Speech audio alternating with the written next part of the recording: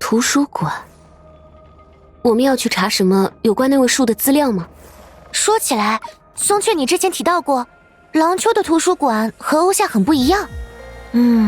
没错，相比传统意义上的库房，那里更像是瑟拉佩姆的据点，这也和他的性格有关。没事儿，等你们见到他本人，自然就能明白了。附近有波幻能反应，要小心哦。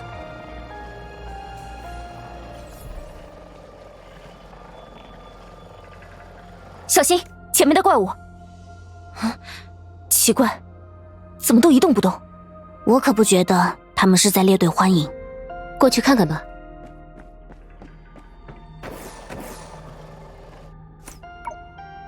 哦，他们身上的是弹孔。难道说是灯姐做的？她已经醒了。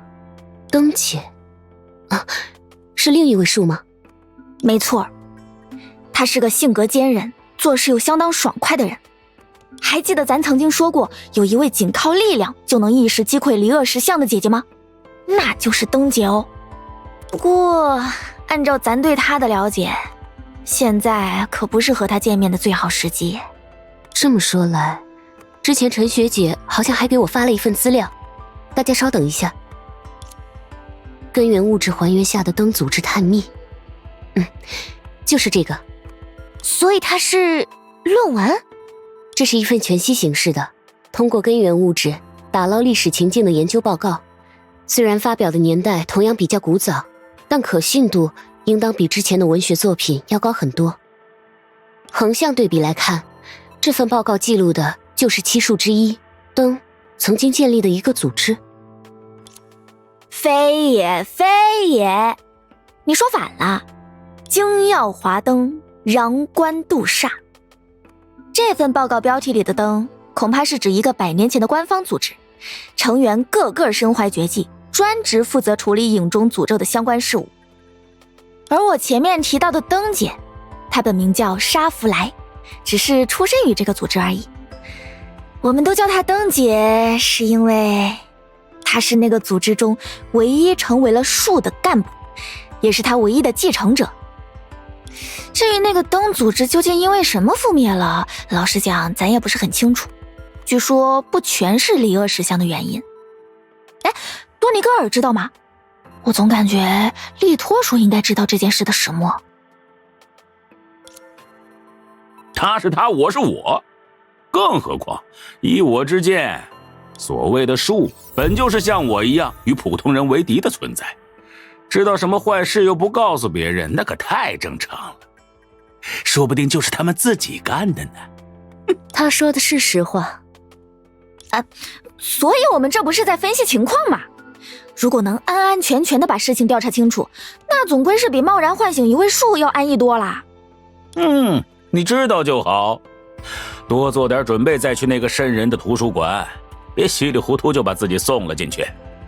啊，没想到你还挺关心我们。只是屁股决定脑袋罢了，有什么可……你干什么？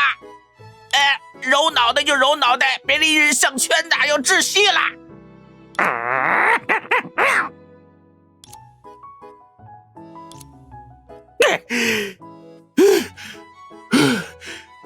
你们这些趁人之危的家伙，真是一刻都不能大意。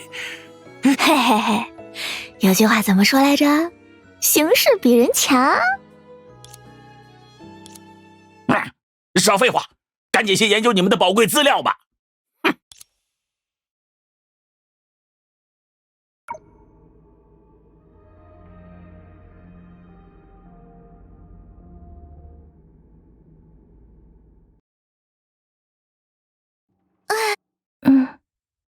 不需要再感到害怕了。你看见的也不是亲耳的夜神，来吧，与我结合。在那片黑暗荒野的尽头，有很多人正在等待着你。哦吼，这个有意思。前面那些就是灯组织的成员？哎呀，说不定还能看到我们的老熟人呢。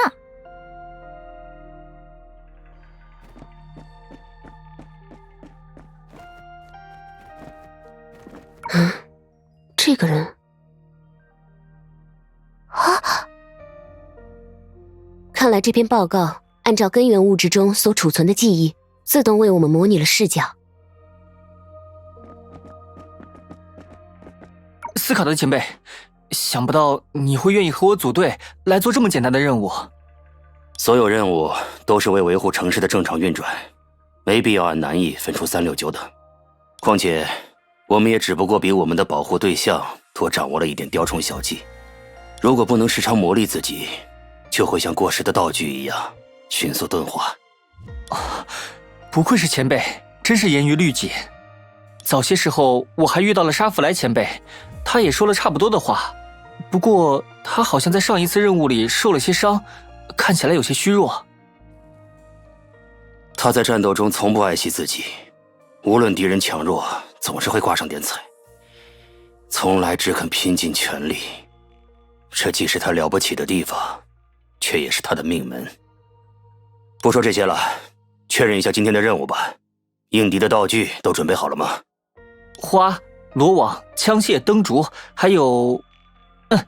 都已经准备妥当了。前辈不用担心，我们这次调查的案件多半属于人为制造，这些道具可能连露脸的机会都没有。即便无关，防患于未然总是对的。准备出发吧。报告里作为模拟视角的这个人，我们是不是在哪里见过？那就是斯卡德叔啦，琥珀街的那个。报告里记录的是，大概发生在100多年前灯组织还全盛的时候。打断一下，火星人的平均寿命到底有多长？按欧夏来算，差不多是90左右。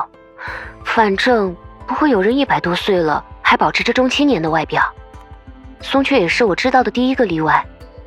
所以，那位斯卡德先生虽然不是树，却也和树一样极其长寿，不会衰老。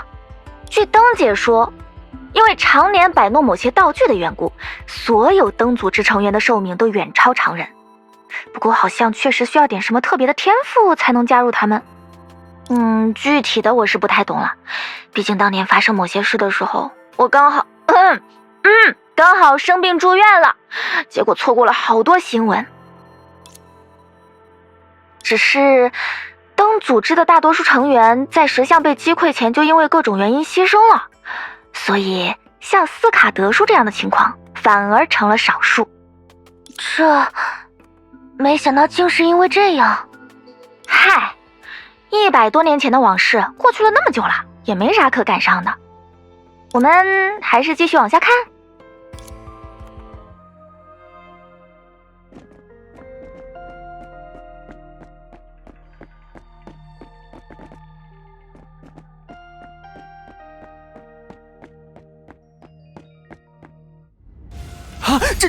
真的出现了！斯卡德前辈，冷静，内心中的恐惧只会为我们制造更多困难，不要多想，按照以往训练的节奏应战。好。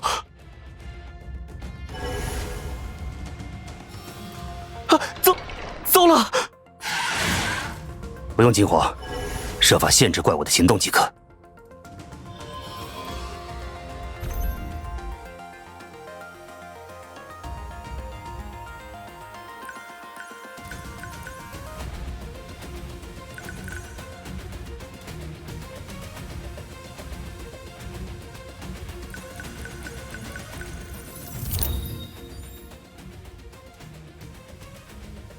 3里雾，100年尘，登升9枝，照破千丈，躲！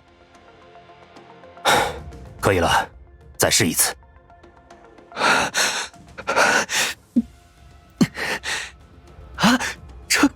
成了！我做到了！没错，怪物也没什么大不了的。刚才的怪物可以增强自己的震慑力，使人对其产生无法攻破的印象。这起初是一种诈术，但与恐惧感应，却会逐渐让他们获得真正的实力。因此，我先用异石骨限制他的行动，随后以破障灯消除他周身的幻象，使你可以轻易将他击败。往后你遇到怪物，也要按这样的手段处理。只要充分利用组织的道具，隐中新生的怪物并不会对我们产生威胁。没错没错，没什么可怕的，只要利用组织的力量，我什么都可以做到。过度依赖道具也会让你陷入危机，武器终归只是外物，你得学会使用自己的力量。不行不行，斯卡特前辈，您或许可以，我肯定做不到啊。我不是觉得前辈说的不对，只是和您相比，我这种人既没有天分也没有实力。我知道把所有希望都寄托在道具上当然不是什么好事，但正因为他们，我才会觉得自己和普通人没那么一样，才能有勇气面对那些怪物。算了，你毕竟还是新人，确实应该先学会活用各种道具，再一步步考虑之后的事。是我有些心急了，你还年轻。被您这么说，我还怪不好意思的。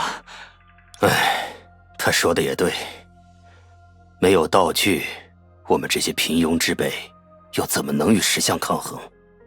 只是不知道这样做的尽头究竟是福还是祸呀？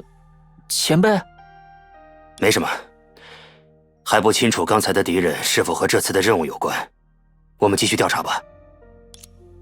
对，又或者错，我也不明白，但我知道，如果死是一件好事，那么神也会去死。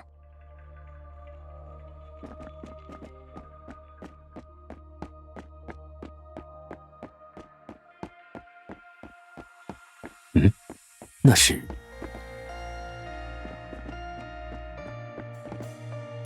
这位小姐，这位小姐有呼吸和脉搏，但是瞳孔没有反应，就像睁着眼睛睡着了。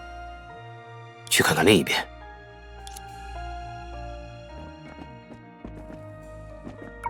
这位先生，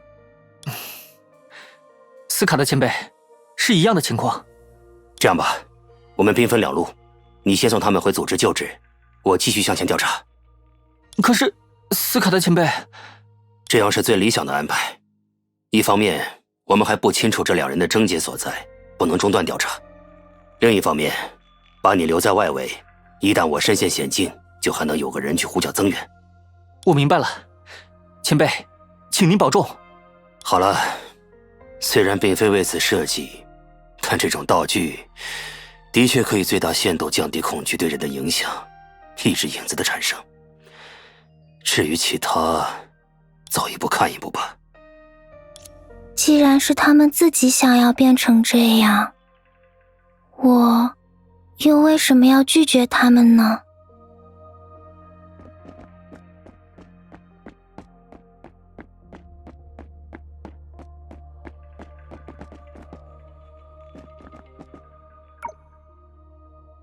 空气里的火硝味道，墙角的香墨，地上的点心残渣，这里不久之前举行过什么集会吗？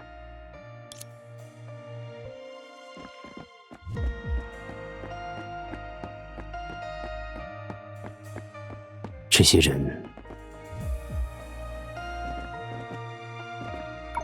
这位先生，我是来自灯组织的救援人员，你还好吗？不，没有人能真正理解我。骗子，骗子！发生了什么？请冷静一些。他们说的没错，人与人之间根本不能互相理解，根本不能。先生，先生，想要与我们了解彼此吗？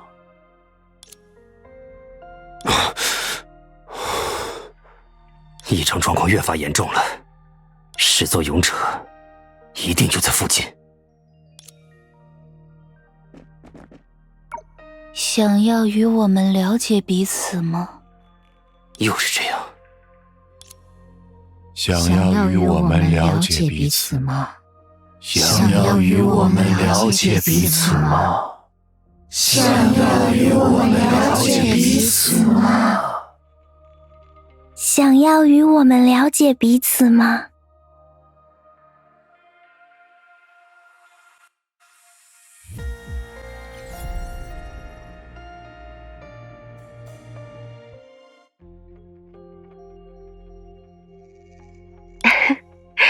看来你们已经读完报告了。陈学姐，你怎么不告诉我们？既然是实习课题，当然要亲自读完材料才行，对吧？不过，对于不怎么习惯全息媒介的人来说，这样的冲击的确大了一些。说来也巧，咱要去的图书馆或许也和这件事有关。时也，运也，命也。哎，寻梦者的姐姐，你该不会也是算准了什么时机？别这么说嘛，我真的什么都不知道哦。不过这份报告的全部作用可还没有充分发挥哦。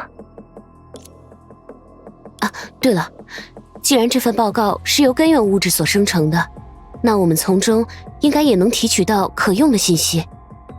是的，以它作为图纸，再加上廊丘独特的环境，你们就可以从影子中提取出对抗影子的道具了。的确，可以一试。我来指导你吧。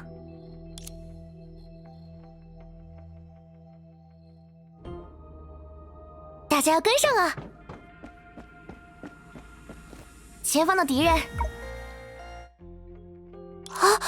这是在刚才的幻象里斯卡德先生用过的道具，好像是叫破障灯。了不得，了不得！灯组织的道具在100年前那都是稀罕物，有了这东西，对付廊丘的怪物一定更得心应手。他们没法与我相提并论。啊哈哈，这肯定啦。那陈学姐，我们继续出发了。路上要小心哦。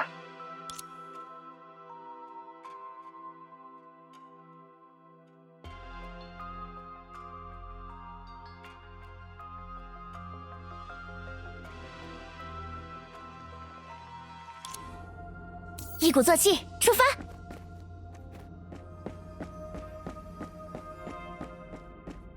希纳迪亚正在接近目标。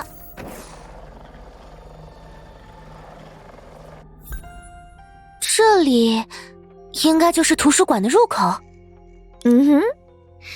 这里虽被称作图书馆，但实际上算是瑟拉的家。哎呀，有钱就是好呀！在100年前能修得起这种房子，那可不是一般的名门望族呢。所以，我们接下来要拜访的这位，算是个贵族大小姐。她倒不是那种。毕竟，瑟拉究竟是怎么在小小年纪就继承了一大笔钱，这事儿从来也没人能说得清楚。和那个时代的其他有钱人相比，他对宴会之类的交际完全不感兴趣。平时深居简出，最大的兴趣就是读书。为此，他变卖了继承来的许多家产，特地造了这么一栋建筑，还网罗了各地的古籍珍本，好让自己能在里面消磨时间。也就是说，这整个图书馆其实算是他一个人的书斋？那倒也不至于。很早以前，瑟拉就把自己的家开放给了廊丘的所有居民，只要有想借的书，谁都可以过来。和他相熟后，咱也找他借过些糊弄，说服客人的好书。决疑应该也来过吧？算是。不过嘛，这都是100来年前的事儿了。瑟拉在沉睡前封闭了图书馆，从那以后，这里就渐渐荒废了。唉，瑟拉当年可是有不少拥护者呢，说是信众也不为过。不过对他来说，太过无私也有可能不是什么好事。哎呀，没什么，等咱们进了馆，你们自然就明白了。一鼓作气，出发！不过，说是荒废，那这些人是……好。嗨，请问，站着睡着了？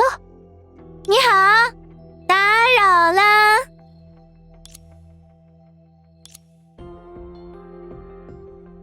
呼吸正常，心率正常，但瞳孔没有反应，缺乏意识行为。真是巧合呢，我们刚刚在资料里也看到了这种情况。陈学姐，你是不是知道些什么？没有啊，不如说我也相当好奇。那个会是这种情况，我也算早有预料。虽然听起来可能有点荒谬，但其实这个人现在就是色拉。准确来说，在场的这些人全部都是色拉。难道世界上同时存在着很多个不同的色拉佩姆，一起沉睡在这里？非也非也。这些人原本和色拉并没有关系，只是因为他们来了这里，才成为了色拉佩姆。哦，我明白了，是碳基生命联通计划。哦，这个说法新鲜，说来听听。简单来说，就是把所有碳基生命的意识连接起来，组装成一个强大的主脑，以达到改变世界的目的。把所有人的意识连接起来，就像互联网络那样。顺带一提，制作组前段时间刚上线了铁基计划扩展包，选择广受好评的恶魔路线的玩家，不光可以统合人类，还可以用前所未有的方式支配机器人。制作组玩家？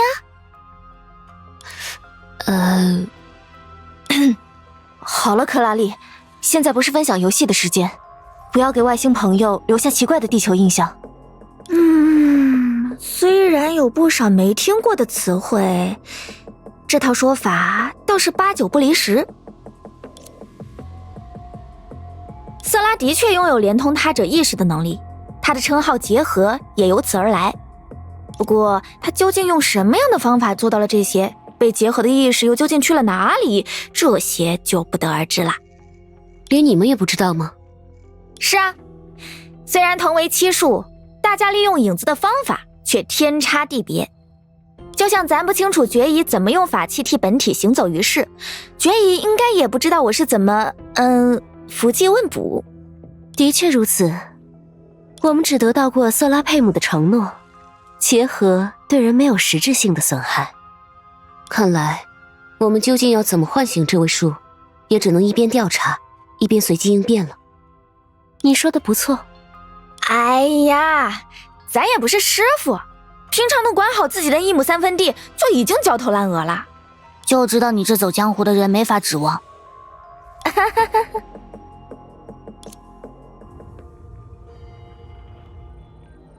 一鼓作气，出发！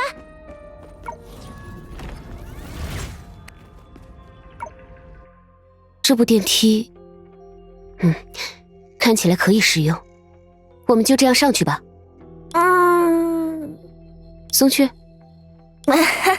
那个，咱在想，要不咱就不进去了？你想啊，咱之前所有的计划都建立在色拉被我们成功唤醒，并且愿意帮助我们的基础上。可万一唤醒没有成功，色拉把咱一起拉进了他的意识世界，咱们这不就赔了夫人又折兵？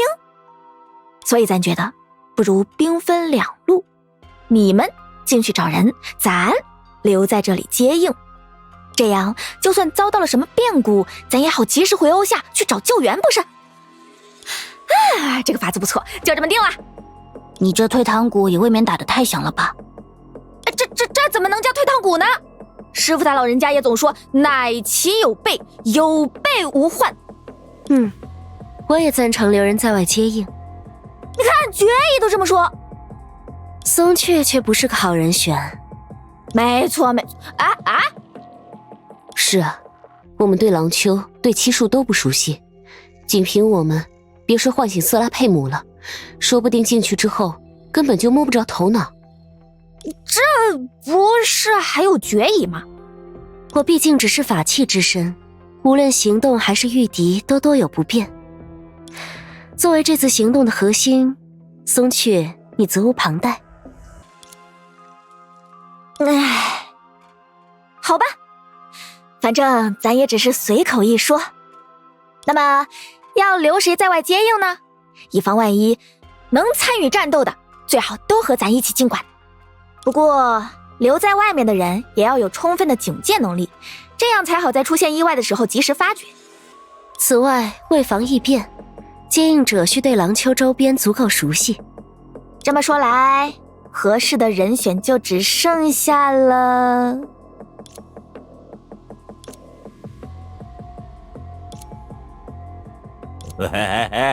你们都看我干什么？对潜在的战斗没什么帮助，但有相当的警戒能力，对廊丘也足够了解。哎，这说的不就是你吗？正好，以你现在的外表，担任这个角色也很合适。而我们掌控着他的命脉，因此也不必担心他的忠诚。好，好得很，这安排再好不过了。你们要走快走，别在这里碍眼。嘿嘿，有句话怎么说来着？识时务者为俊杰。那就拜托你在这里接应喽。另外，爵爷，保险起见，可以在这里设一道快速传送的阵法吗？万一在图书馆里遇到了什么危机，我们也好及时脱身呐。这样的确周全一些。哈哈，别的不说，要论这脚底抹油的功夫，整个廊丘还没人比得过我。好了，一旦遇险，只要在心中默念脱离图书馆，你们就能回到这里。多谢了，爵爷。我在这里看门也辛苦得很，你怎么只谢他不谢我？那就要问你之前都做了什么好事了。如果不是你捅的娄子，我们哪还用得着这样冒险？唉，早知如此，何必当初？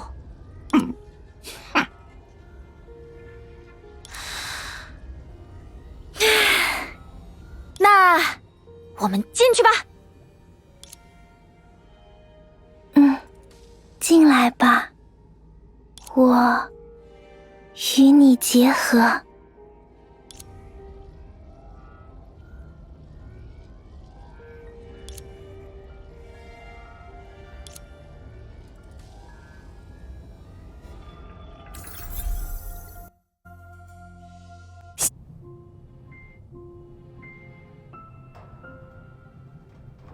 哇，不愧是树的住处。虽然控制了100多年，看起来却没怎么腐蚀破损，地上连灰尘都看不到。这些藏书真称得上卷帙浩繁。冷静，赫利亚。我能理解你的激动，但现在可不是欣赏藏书的时候。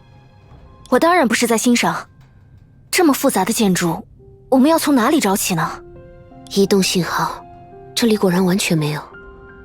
而且，进来的时候，好像有奇怪的声音在说话，是错觉吗？嗨，各位莫急，这个简单。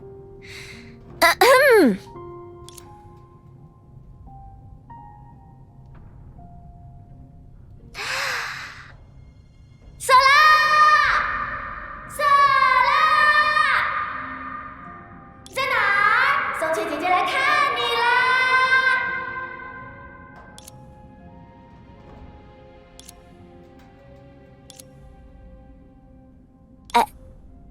也是，这种沉睡对树来说就像蝉条化蛹，怎么可能这么容易就被叫醒？接下来该怎么办？瑟拉的本体再怎么说也是一个大活人，当然不可能凭空消失。咱们看不到他的身影，要么是他借助力量隐藏了自身的存在，要么就是这里还藏着其他机关。直白点说，你也没有什么头绪。总之我们先在周围找找看吧。一鼓作气，出发！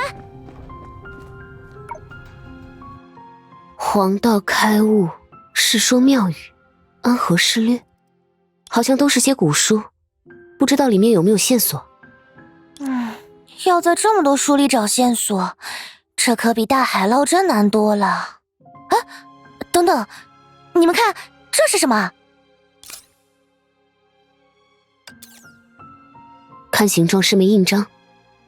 哦，这的确是色拉的印章。只要印上了这个标记，就代表色拉佩姆读过这本书。这么说来，搜查这种书就够了。话虽如此，可没人担保我们究竟能发现什么，毫无收获也不无可能。好了，你也不必说丧气话，有东西查总归是好事。这么多书，大家分头行动吧。不论是否有效，总归算是一个开始。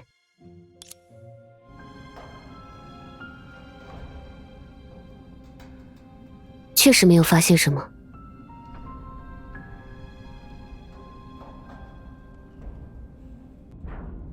去和其他人聊聊吧。你们这边情况怎么样？没什么特别的发现，不过这位瑟拉佩姆小姐的阅读量真是惊人，涉猎内容也包罗万象，心理、社会、人文、历史，甚至还有医学。对于瑟拉来说，这些书不仅是消磨时间的工具，也是她了解世界的窗口。毕竟她不怎么喜欢社交嘛，大部分的时间都在这座图书馆里度过。对了，说到靠书认识世界，这里有一本书让我有些在意。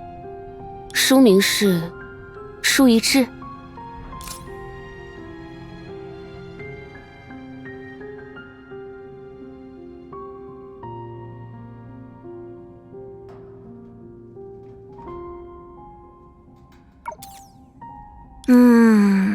这种批注的确是瑟拉的口吻。嘿，这个什么什么鱼还真是有趣。靠啃食书籍成长，吃下去什么字就能制造怎样的幻想。瑟拉一直都希望人们的内心世界也能像书籍一样见字如物，也难怪他会对这个传说特别在意。地球上也有关于杜鱼的类似传说，如果我的翻译工具没有出错，传说他要把同样的文字吃下去3次，才能具备特殊的力量，而且只有他自己啃噬文字才有这样的效力，无法靠外力达成。可惜了呀。哦，咱刚才在想，要是能让他吃下玉影七数几个字，眼下的麻烦不就迎刃而解啦？嘿嘿。哎呀，玩笑玩笑，到底只是志怪传说而已。总不能说书里缺失的这些字真是被那个什么杜鱼吃掉了吧？不过嘛，虽然大家多少了解了瑟拉的心思，但这对于找人就没有什么帮助了。是啊，只能去看看克拉丽他们有没有其他发现了。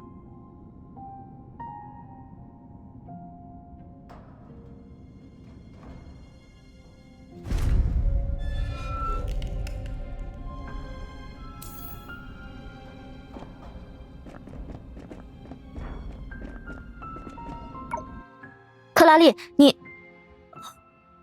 你在做什么？原理工作室的小游戏，很适合打发碎片时间。你要来一把吗？我不是说这个，分给你的这些书，检查的怎么样了？这些啊，都看完了。只要扫描书上有没有标记，然后用仪器检测标记的年代，只留下最近这些年的就好了。所以找到什么线索了吗？剩下的书数量还是太多，所以我只检索了重点关键词，什么都没有查到。你果然还是在偷懒吧？急什么？虽然没找到有用的书，不过我发现了这个。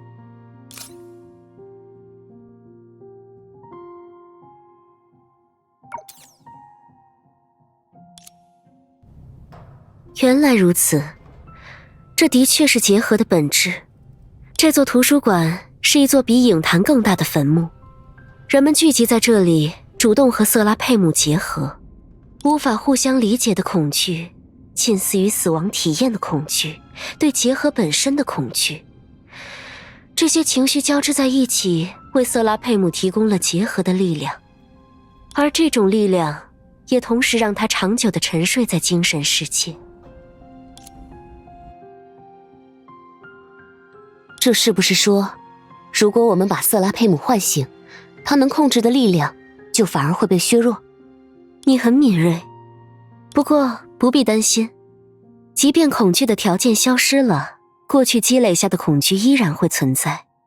只要瑟拉佩姆同意，我们就依然可以通过他的连结获得相应的力量。没错。眼下更重要的是集结七术的力量，重新封印影子。而至于寻梦者，你们快来看，这里有瑟拉佩姆的日记。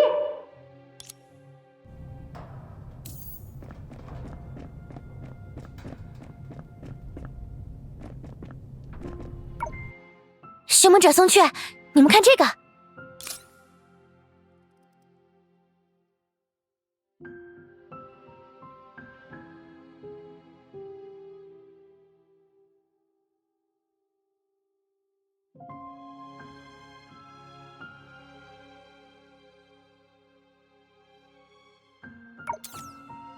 这就是结合诞生的初衷，希望所有人互相理解，真是小孩子的想法。不过，从日记来看，他只是希望借此帮助其他人吧。某种意义上，就是这种想法才更让人讨厌。既然他是这里的一地之主，或许客随主便才是更合理的做法。你具体是指？可能是我们之前都在反复接触与灯相关的概念吧。我在想，他在这篇日记里提到的点灯，会不会对于现在的这座图书馆仍然有效？对啊，如果说瑟拉的沉睡也是他的一场结合，那他确实很有可能待在自己可以静心沉思的地方，也就是这日记里提到的6处灯盏，多半是了。虽说这附近也不像有什么灯盏的样子，不过左右也没什么别的有用的线索，找找看总归不亏。交给我吧。嘿，嘿嘿。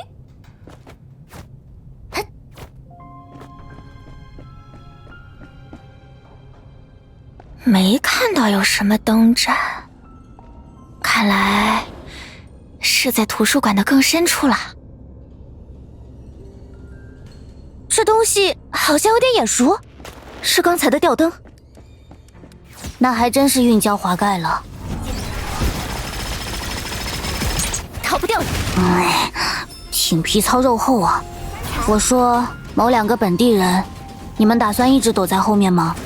没办法，我可不是攻击法器。抱歉，这里是瑟拉的地盘，没有影子让咱借力，巧妇也难为无米之炊呀。雷光启蒙。地盘。呜呼！对了，一群奔涌吧，星辰的铁流。3里雾，100年尘，灯生9支，照破千丈。多，起效果了，时机正好，干掉他们。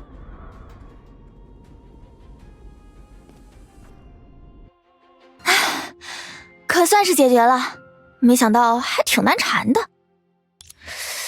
总觉得刚才后背凉飕飕的。糟了，咱的裙子没有被划破吧？啊，还好还好，只是错觉。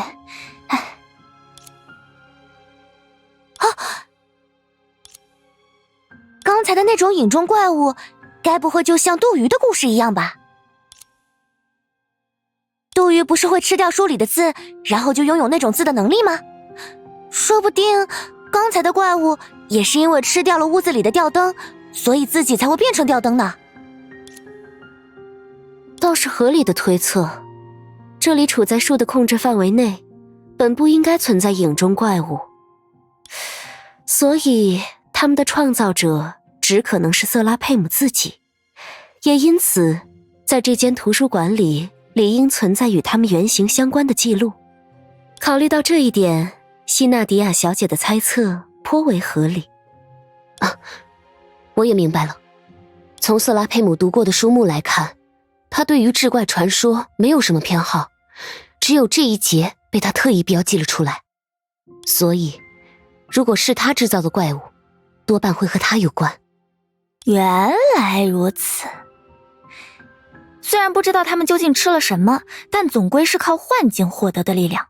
对上灯组织的破障灯，自然是正中要害。那么如果刚才那真是杜鱼的衍生物，赫利亚寻找灯盏的思路，的确指向了问题的答案。然也，或许只要找到并点燃那些灯盏，各位就能唤醒瑟拉佩姆了。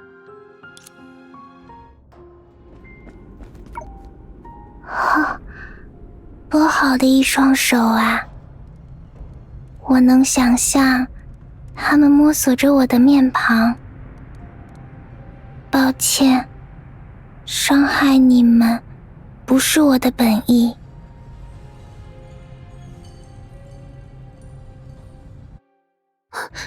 刚才那是？刚才怎么了吗？是啊，不就是很普通的点亮了灯吗？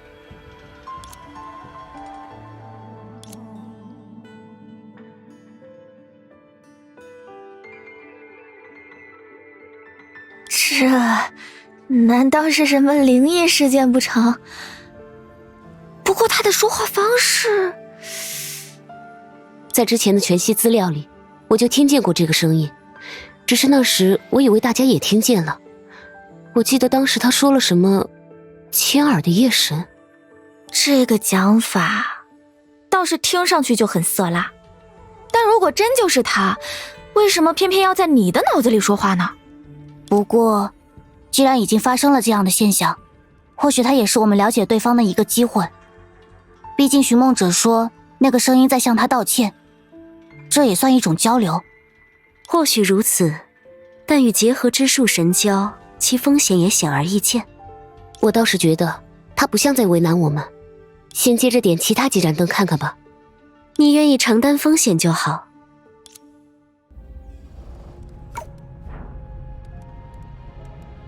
你的眼睛，我看到它了，多么美丽的瞳色呀！书虫，他们不知道为什么把你当成了敌人，不过无需介意，我愿意与你结合。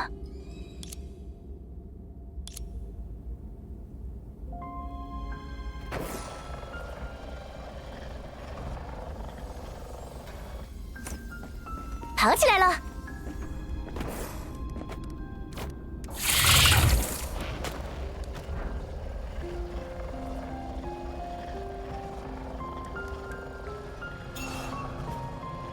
附近有崩坏能反应，要小心哦。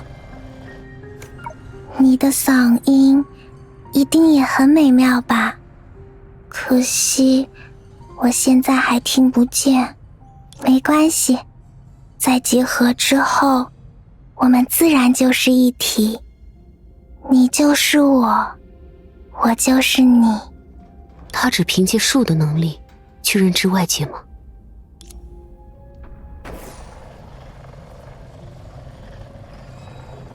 附近有崩坏能反应。你的气味会是丁香花的味道吗？还是薰衣草呢？即使是沼泽的气味也不要紧哦。很快，我的香气就会是你的香气了。一鼓作气，出发！这次没有声音。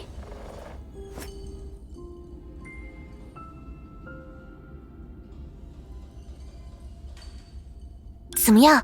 那位神秘的瑟拉小姐有和你在说些什么吗？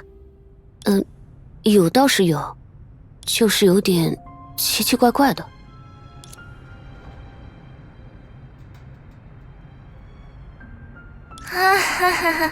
那确实是瑟拉的说话风格呢。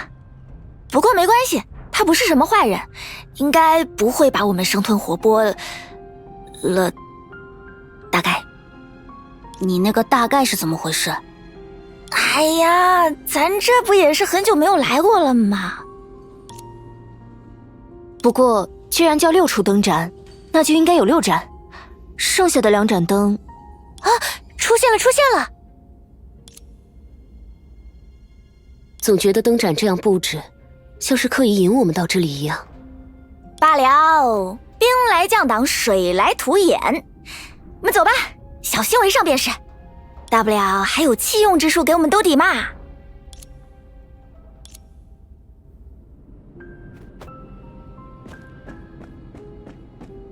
走这边。这样就只剩下了最后一战。这是想要知道味觉的答案吗？这必须要等到结合之后了。这就是瑟拉小姐的声音。别担心，你会得到你所追寻的。没错，请放开你的心灵。等等，这和以前的瑟拉不大一样，我们快撤！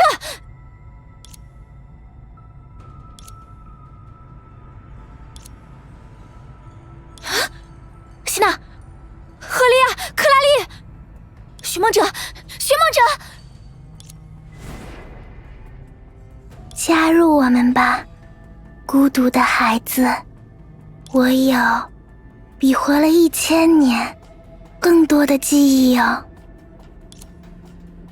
空中的话语也会在空中逝去，光与影，火与冰，一切都会在滋生里消失，而只有结合，是我们唇上的空气。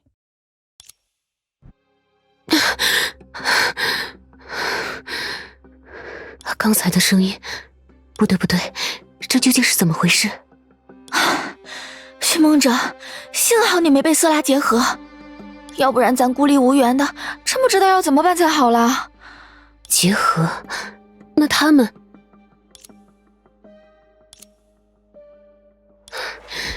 希娜也中招了吗？刚才咱意识到不对，想带着你们赶快撤离，结果还是晚了一步。决议布置的咒阵需要主动产生想要逃离的想法才能生效，他们的思维现在和瑟拉融为一体，那道咒阵对他们已然没用了。当下或许只有先将他们扛出这里，再做打算。庆生，有人从门外进来了。决议，怎么回事？还不清楚，只知道对方不是善茬。多尼戈尔那条狗叫都不敢叫一声，幸好我还在他身上留下了一道监视的术法，知道他刚刚被吓了个半死。人进来了，但没有声音，恐怕对面已经知道我们发现了他的存在，想要守在入口瓮中捉咱们几个。眼下要是现身，就正中了对面的下怀。咱们先守在这里，等他离入口远些了，再通过门口的咒阵撤离。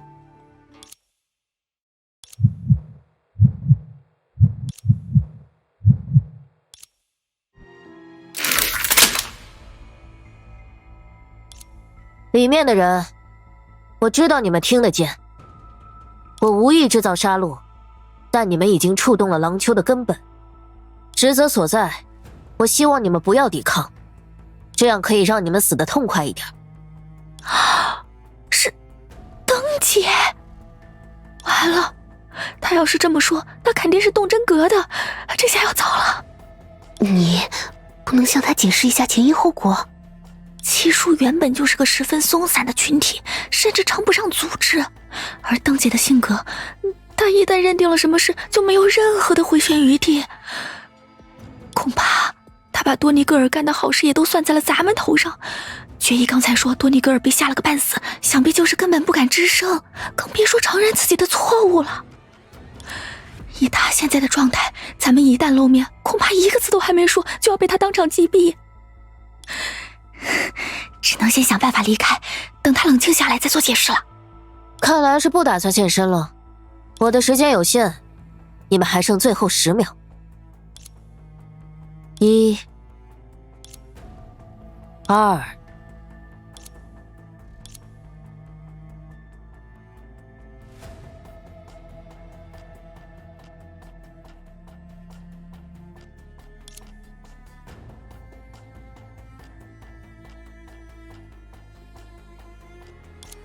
10，死吧！啊，哪有这么说的呀，灯姐？决议，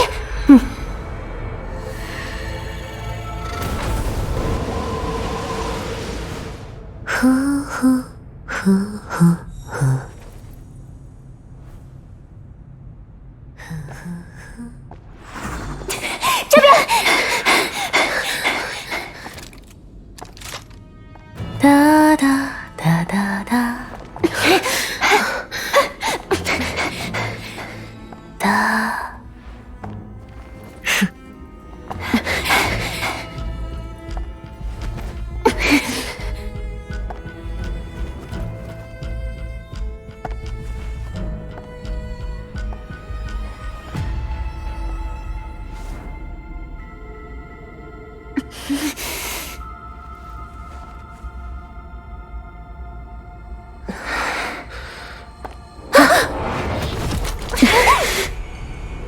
到了。